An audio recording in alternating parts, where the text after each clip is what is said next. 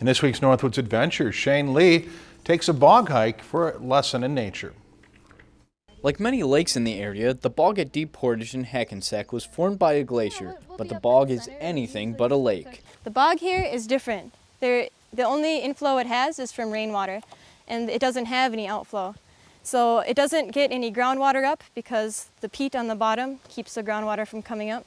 So it's very low in nutrients, and that it changes what type of vegetation we have and what type of animals live here. Beavers live in the center of the bog, but you won't find any fish due to the lack of oxygen in the water. Sphagnum moss dominates the bog and gives off hydrogen atoms when it absorbs nutrients, making the water acidic and limiting the types of plants that can live there. So we have a very interesting array of plants here. You can tell it's very different from the plants that we see over in the pond or over in the lake. The water lacks nutrients, so plants living there must find a different source, such as being carnivorous. The sundew plant and the pitcher plant feed on unsuspecting insects.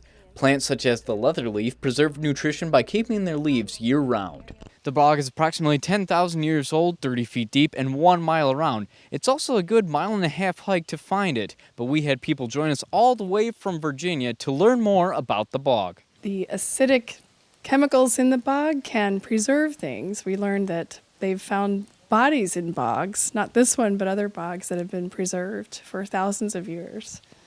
Part of the moss dies and is pushed below, forming peat, which eventually condenses into coal but can be burned before that.